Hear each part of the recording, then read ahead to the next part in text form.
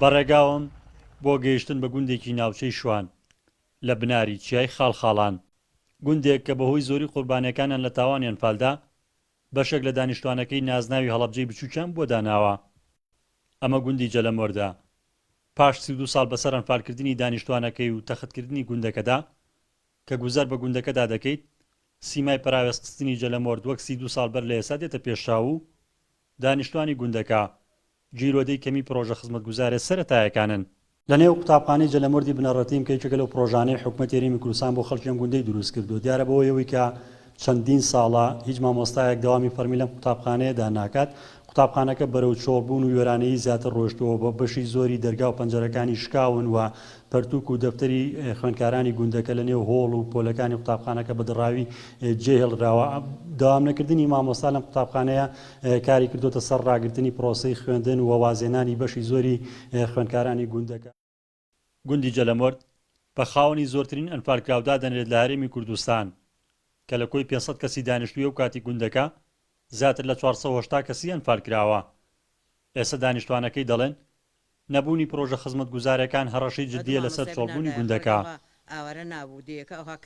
هەمووی بێ خزمەتە، هەمووی بێقەدرە، هیچی بۆ نەکراوە نەبخ ئەوە دیەکەوە لە بەرسا خۆتان هەمووی ڕۆی لەبەرچی ڕۆی والله هەمووی منداڵی مەکتەبی نەبوو بۆیە ڕۆی ئەگە دێ دەبێ ئاوادان کرێتەوە، دەبێ پرۆژەی بۆ بکرێ، دەبێ خزمەتی بکرێ، هیچی بۆ ناکرێ.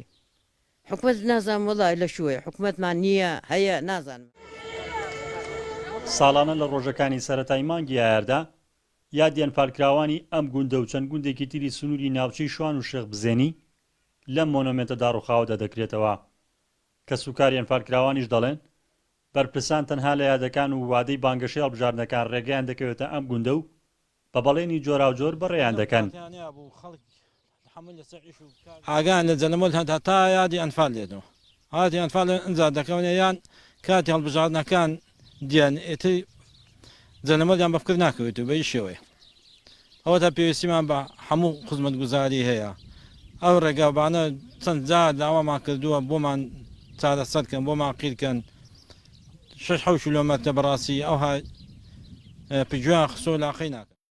یعنی ساڵانە لەگەڵ ئەوەی ئەو یاداکرێتەوە ئێمە ئەم قسانە دووباراکەینەوە لە ئەرشیفی هەموو کەناڵەکان هەیە داواکەین کاکە پرۆژەی خزمەتگوزاریمان نییە، وەزع لێرە زۆر خراپە، چەندین کەس هەیە، چەندین ماڵ هەیە تاقانەی ئەنفالت بە تەنها خۆی ماوەتەوە، چەندین پیرەمێرد هەیە کۆتایی بە ژیانیان هات هەر نەگەشتە ئاواتی خۆیان، نەگەشتە ئەوەی کە حکومت خزمەتێکی بچووکیان بکە. بەرپرسانی ئیداری ناوچەکەش هاوشانی گوندنشینان دووچاری بەڵێنی بێکرداری سەروی خۆیان بوونەتەوە بۆ جێبەجێکردنی بەشێک لە پرۆژە خزمەتگوزاریەکان. بە هەوڵمانداوە قوتابخانەکەیان بکرێتەوە بەداخەوە تا ئێستا نەکراوەتەوە. ئەوە بە ئێمە لە بەڕێوەبەتی ناحیا زۆر کەشف و دەرخستەمان بۆ لەگەڵ بە هاوکاری بەڕێوەبەتی ڕێگاوبان بۆ ڕێگای گوندەکە کرد کە ڕێگایەکی خۆڵ و تێکەڵە ڕێژکراوە بۆی کە قیرتاوە بکرێ بەداخەوە هەوڵەکان پشتگوێ خراون.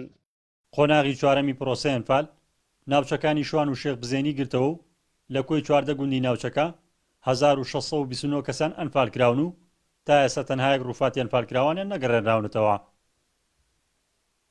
ڕزگار جەبارێن ئارتی گوندی جەلەمۆرد.